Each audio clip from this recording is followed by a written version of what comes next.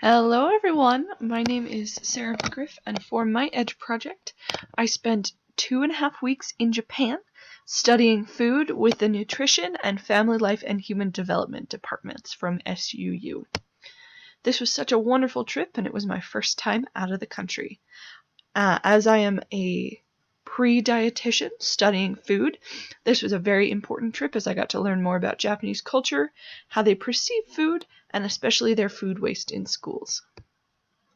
I'm going to be going over a couple of things really quickly. We went to a cooking class, a tourism college, an elementary school. We had okonomiyaki, street market food, festival food, and lastly I'll be talking about all the different kinds of vending machines.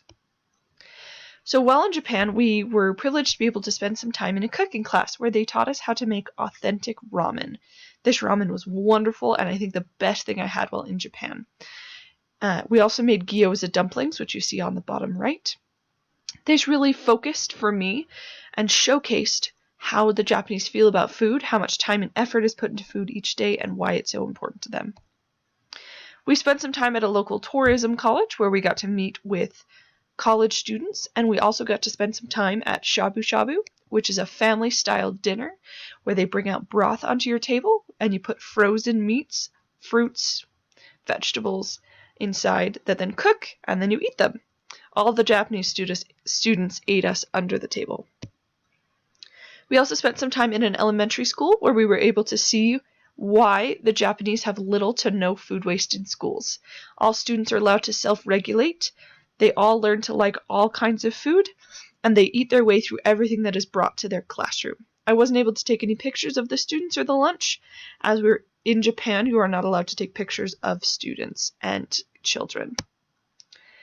We had some okonomiyaki in Hiroshima, which is one of its most famous regions for okonomiyaki. It is a multi-layered dish that starts with an egg base, goes up and has noodles and vegetables and meat, and is topped with a really interesting teriyaki soy sauce.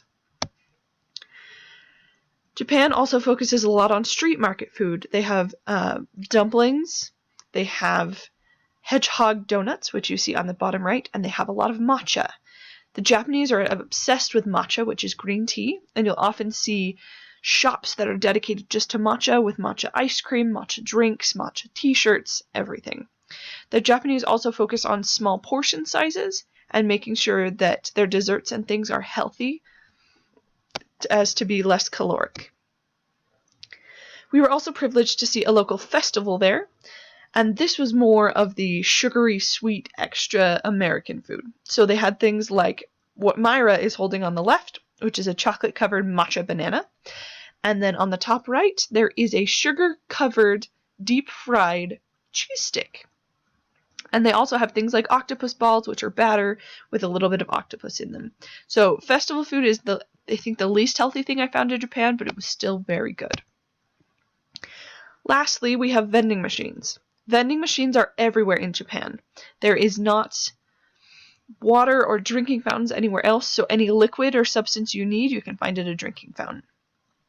They also have very interesting vending machines that sell cigarettes, alcohol, cow piss, and then at the bottom left, there is actually one in Japan that sells bugs. These bugs are either coated in chocolate or made into hard candy, but they're there if you want to buy them.